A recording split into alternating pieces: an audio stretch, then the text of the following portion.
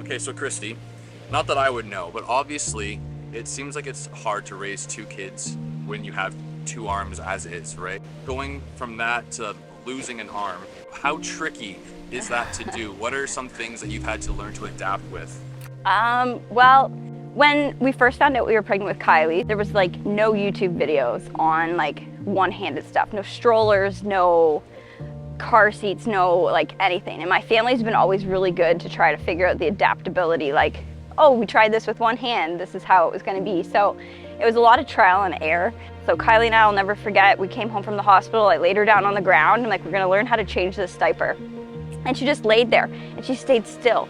And for me and her, she just knew my mom has one arm and I need to lay here. And she was like the perfect first child to have because she would just work with me and stay there. If I had had Lexi first, oh man, it would have been a whole other ball game. But you know, a lot of trial and error, a lot of like learning that things don't have to be perfect. They just need to try to get done and just rolling with it. So, you know, asking for help. Help is like a swear word for me. It's a really bad word. I hate asking for help, but I really had to learn how to ask for help and be comfortable saying like to maybe somebody stranger or whatever, could you help me? Do you mind helping me? And embracing that. So it was just more like learning how to adapt and being okay with that things aren't perfect. If things aren't perfect, it doesn't have to be perfect. As long as everybody's alive and mostly dressed most of the time, we're good to go. A lot of people in your situation would say it's almost impossible to have done what you have done with helping scale the business to where it's at now. How is the tricky, not hard saying come into play with the business side of everything? Yeah, so I think the most important thing about the tricky and hard is that when it's hard, you shut down. When it's tricky, you try to find these like micro goals in between all of it to get to the next section of it. So for me, anything that was like we said was hard, it was a done deal. You weren't moving forward on it. So if we use the term tricky, even in our business and with our team, it's like, okay, well, what are the steps to get us to that next goal? So it's tricky, okay, we need to break it down. We need to do X, Y, Z to get to this. So it was more about breaking it down and having the micro goals versus the big macro goal at the end. And that's really helped, you know, keep a really positive mindset because this business isn't easy. It's not for everybody. And one of the things that you have to keep in mind is there are failures and that's okay, but you just got to pick yourself back up and keep going on it. You were 15 when you had the accident on the boat.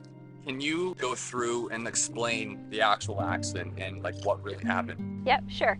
So at 15, I was a skater and I had made one of several teams for synchronized skating, a junior national team that was going to represent Canada on the international stage.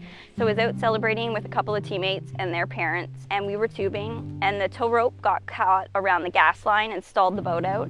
And the driver didn't put the boat into neutral, and I was in the water on a tube.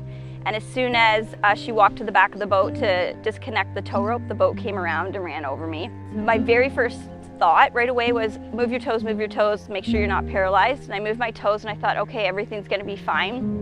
And then there was all this chaos. Obviously my arm was severely injured. Luckily the person that I was with was a nurse, so she knew what arteries to pinch and such. That night I had to have major surgery, obviously lots of surgeries, and my parents came in, they met me and my brother, he was 13. And as soon as they walked in to the emergency when they saw me, I had told my mom, I'm like, you need to take me bathing suit shopping. They cut off my favorite bathing suit. My mom's like, that's like the least of our worries, Kristy, like, don't worry. And my brother had been in a golf tournament that day. He was 13 and I said to him, like, how was your golf tournament? And he answered, and obviously there was a lot of emotions with everybody.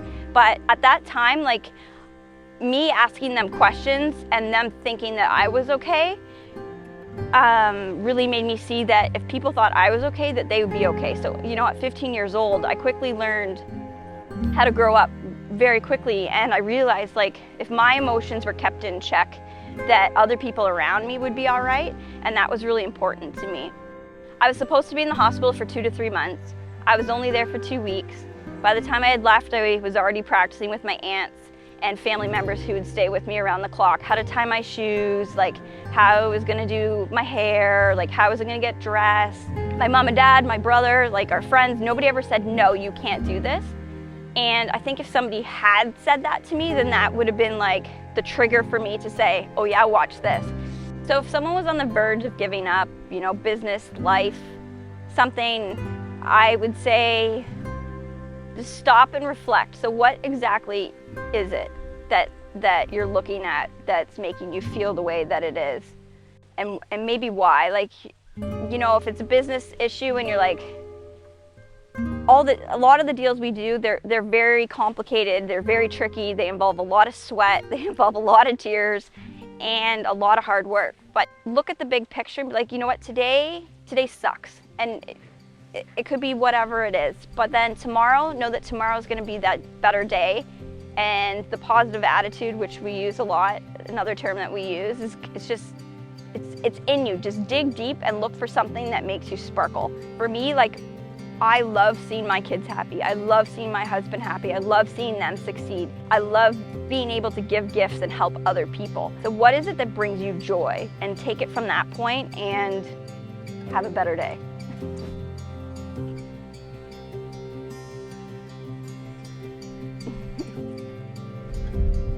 All right.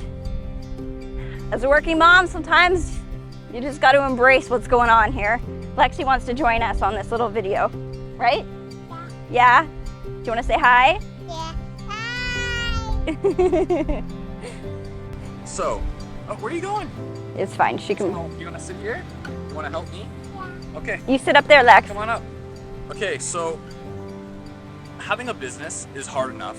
Having a business with kids is equally as hard. Having a business with kids and having lost an arm, having to do everything like that. How did you do it? How do you do it still? I'm not even really sure I know the exact answer. I know a bunch of it is survival, and a bunch of it is I love success, and I hate failure. So we have 2 girls, an 8-year-old and an almost 2-year-old, and our oldest is around a lot of the time. She loves being in the business. She loves to help. So I've kind of just like, back in the day when she was learning how to print, we have the file folders and she'd print her, like, our labels for us and different things. So it was like how to incorporate them into our lives. And that's what was one of the things that I had to do, was like embrace it and know that it's okay not to get my entire list done. My list is never done. And it's just focusing on the priorities of what is that important at that moment and going down the to-do list.